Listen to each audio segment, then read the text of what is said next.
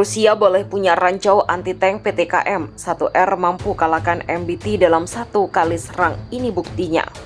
Saat ini nama ranjau anti-tank PTKM-1R milik Rusia sedang banyak dibahas dikarenakan kiprah ranjau anti-tank PTKM-1R rupanya diterjunkan langsung di Palangan Ukraina.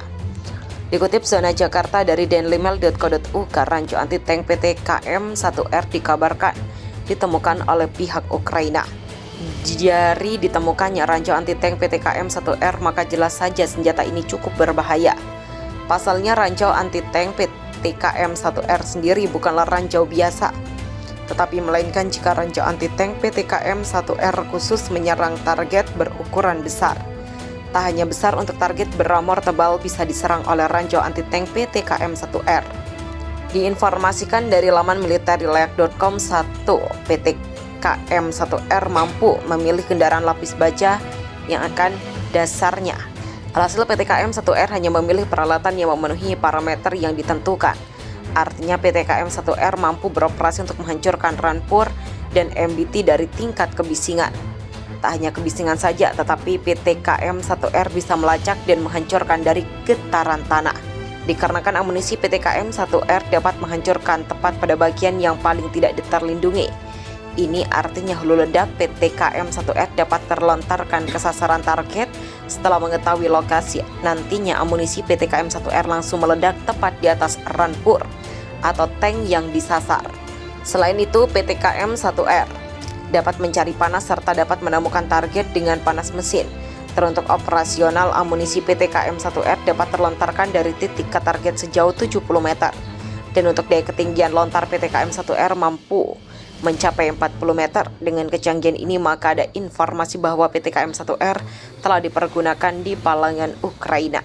Apalagi PTKM-1R berbentuk silinder rancau seukuran alat pemadam kebakaran.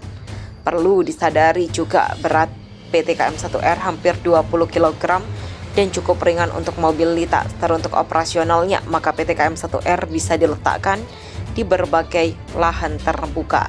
Alhasil PTKM-1R ditanam secara manual hanya dengan meletakkan di tanah. PTKM-1R dapat tahan berpuluh-puluh hari untuk penggunaannya. Dari adanya PTKM-1R, maka mobilitas rampur pasukan jelas terhambat. Dan teruntuk rampur, penjinak ranjau akan terkena imbas PTKM-1R jika ingin menjinakkannya. Oleh karena itu, untuk menjinakkan PTKM-1R ada cara khusus lainnya yang tentunya jelas lebih sulit. Apalagi PTKM-1R memiliki dimensi yang cukup ringkas di kelasnya. Diketahui PTKM-1R hanya sekitar 510 mm dan diameternya hanya 220 mm. Teruntuk berat bahan peledak PTKM-1R sekitar 2,8 kg. Dari hulu ledak tersebut, maka PTKM-1R mampu mempenetrasi armor yang cukup tebal. Itu artinya PTKM-1R mampu menyerang rampur dan MBT dalam sekali serangan saja. Dikarenakan amunisi PTKM-1R dapat menghancurkan tepat pada bagian yang paling tidak terlindungi. Ini artinya hulu ledak PTKM-1R dapat terlontarkan ke sasaran target setelah mengetahui lokasi. Nantinya amunisi PTKM-1R langsung meledak tepat di atas rampur atau tank yang disasar. Selain itu, PTKM-1R dapat mencari panas serta dapat menemukan target dengan panas mesin. Teruntuk operasional, amunisi PTKM-1R dapat terlontarkan dari titik ke target sejauh 70 meter.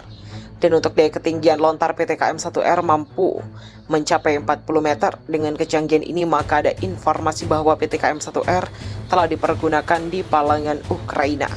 Apalagi PTKM-1R berbentuk silinder rancau seukuran alat pemadam kebakaran. Perlu disadari juga berat PTKM-1R hampir 20 kg dan cukup ringan untuk mobilitas. Teruntuk operasionalnya, maka PTKM 1R bisa diletakkan di berbagai lahan terbuka. Alhasil PTKM 1R ditanam secara mual